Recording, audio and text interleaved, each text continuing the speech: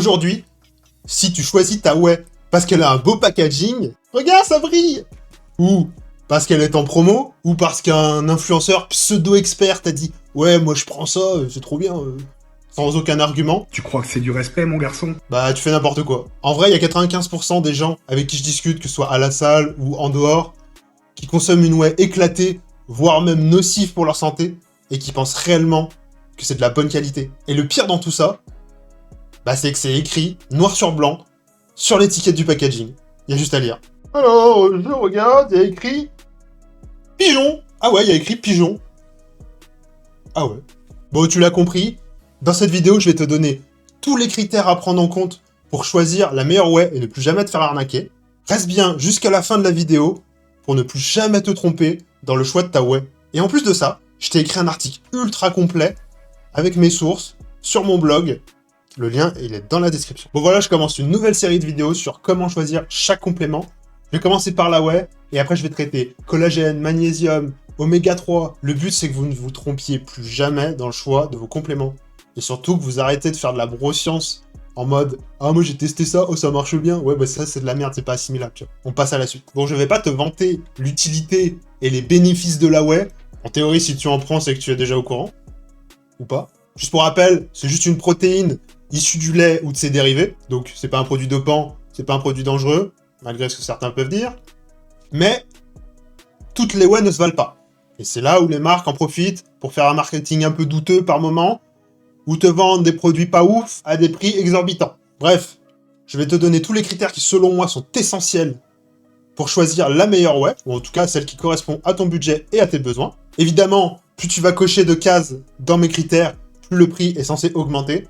Mais en fin de vidéo, je te ferai un résumé avec les critères qui pour moi sont absolument indispensables. Allez, on est parti. Mon premier critère, c'est la provenance et la qualité de la matière première. Donc la première question, c'est d'où vient votre whey? Et à cette question, on a deux réponses. La première, c'est elle vient de l'industrie fromagère. Elle est extraite de sous-produits provenant de l'industrie fromagère, donc le petit lait que vous avez quand vous faites du fromage. La protéine est souvent dénaturée de par le traitement chimique qu'elle reçoit. On a donc moins d'acides aminés essentiels, mais vous avez un prix qui est beaucoup moins cher. Personnellement, c'est pas les whey que je recommande.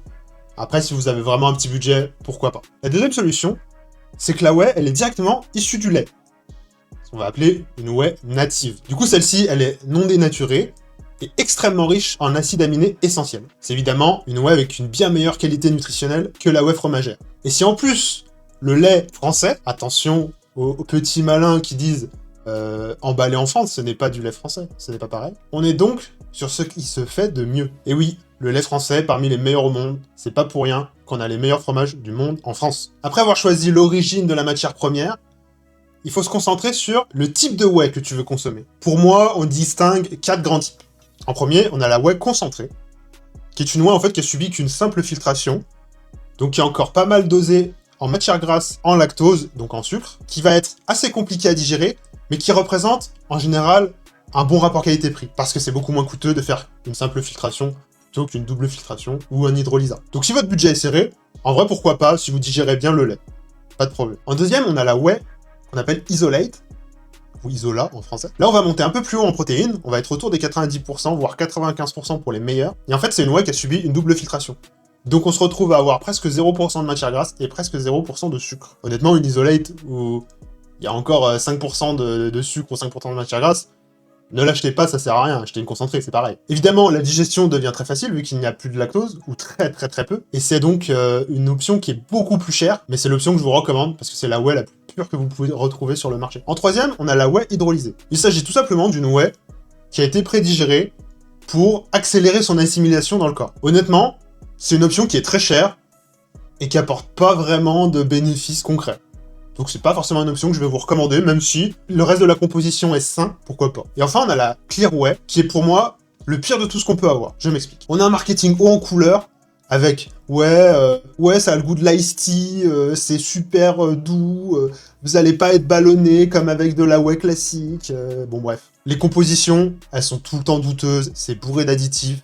La whey, elle a été transformée, retransformée pour obtenir la Clear Whey. Honnêtement, je vous le déconseille fortement, et en plus, ça coûte les yeux de la tête.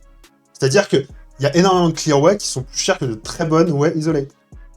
je vous recommande largement d'acheter une bonne whey isolate avec une composition clean et du lait français. Bon, une dernière catégorie bonus, c'est le mélange de plusieurs types de whey.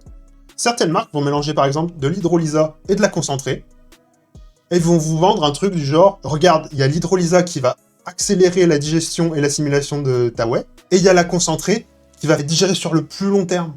Et le problème, en fait, c'est pas de mélanger les whey, c'est de vendre ça à un prix premium, avec le marketing que je viens de vous énoncer, ce qui est en fait pas premium. Si vous mélangez de la merde avec un truc correct, ça reste de la merde. Orientez-vous vraiment vers une whey isolate ou concentrée, de bonne qualité, avec un lait français, etc., etc. Vous en aurez pour votre argent. Bon, mon troisième critère, ça va être la méthode d'extraction de la whey. Vous avez deux types d'extraction. La première, ça va être à chaud, avec des produits chimiques, ce qui va altérer les protéines, et vous aurez une whey de moins bonne qualité.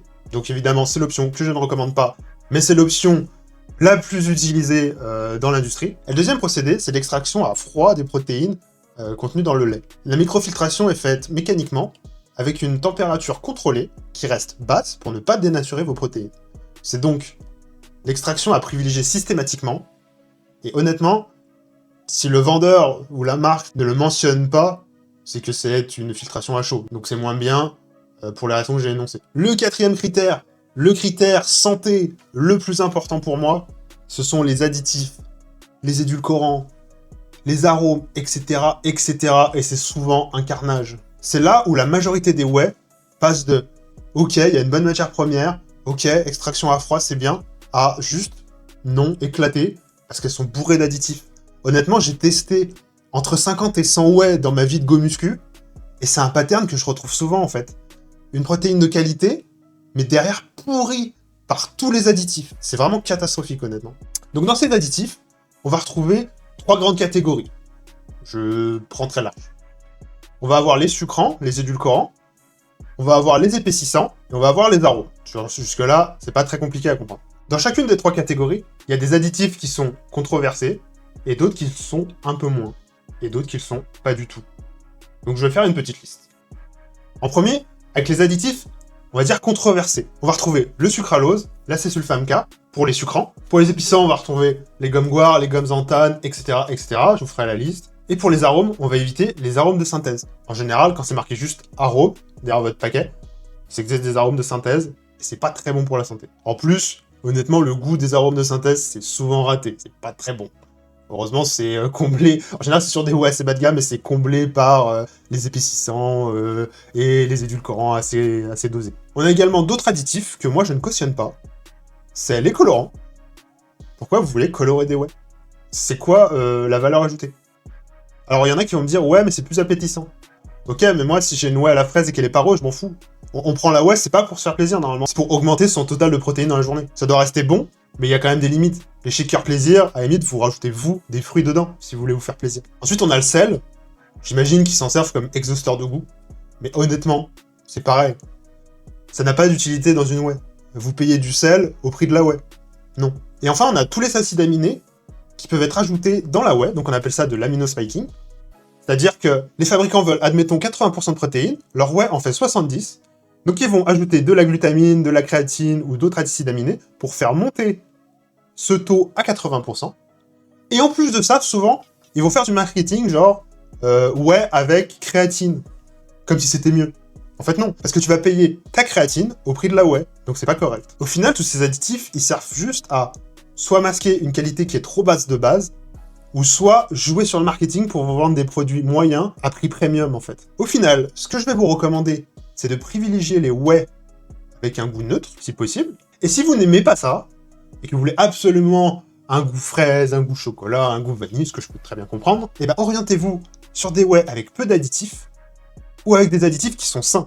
Je vais en citer quelques-uns. Par exemple, en édulcorant, vous pouvez prendre du stéviol, c'est très bien. Alors vous verrez, le goût est beaucoup moins sucré qu'avec les édulcorants controversés. Ça, je le sais, mais c'est comme ça.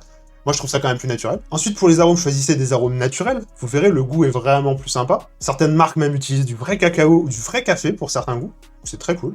Ou de la vraie vanille. Et honnêtement, bannissez toutes les whey qui utilisent du colorant. Bon, à la limite, pourquoi pas pour certains. Il y en a certains qui sont quand même nocifs. Renseignez-vous. Du sel ou des épices à outrance, ou qui rajoutent de la glutamine, de la créatine, etc., etc. Vous avez compris. la composition doit être le plus épurée possible. C'est-à-dire whey, arôme, sucrant, basta. Mon 5e critère pour bien choisir une whey, c'est l'aminogramme. C'est ce qu'on va retrouver derrière un paquet, avec la liste de tous les acides aminés qui composent ta protéine. Et c'est super intéressant en fait. C'est ce qui a marqué ici en fait. Donc tu retrouves ça derrière tous les paquets de marques qui assument la qualité de leur whey, donc sous-entendu qui ont une bonne qualité de whey. Et en fait, ça va permettre de déterminer s'il y a eu un aminospiking non déclaré. C'est-à-dire que la marque a rajouté des acides aminés sans que ce soit forcément mentionné sur le paquet. Si par exemple tu vois trop de glycine ou trop de taurine, etc., en tout cas des taux anormaux, je te mettrai un tableau pour avoir à peu près les références, et c'est que il y a un problème. Soit la qualité de la whey n'est pas bonne, ils en ont rajouté, ou alors tu peux aussi retrouver des taux de AA anormaux. Honnêtement, c'est pas le critère le plus important pour choisir sa whey, mais ça permet de détecter un peu les problèmes de base ou la qualité globale de la matière première. Honnêtement, une bonne whey, elle a une très bonne dose de BCAA, avec un ratio intéressant, et elle a aussi une très bonne dose de AA, acide aminé essentiel. Donc si les deux critères semblent correspondre aux normes du marché, il n'y a pas de problème, te prends pas plus la tête sur ce critère, c'est vraiment pas le plus important.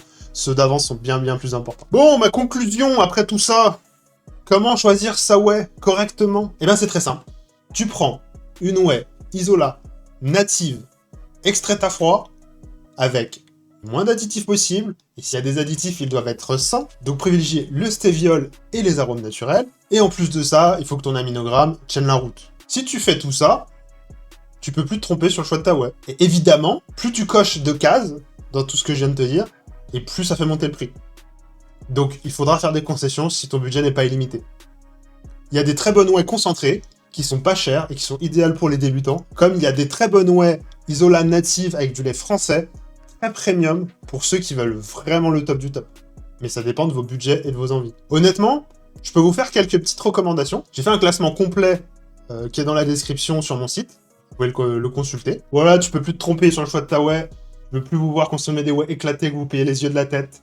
Et si t'as aimé la vidéo, je t'invite à liker et à partager. Et on se retrouve la semaine prochaine pour une nouvelle vidéo. Salut!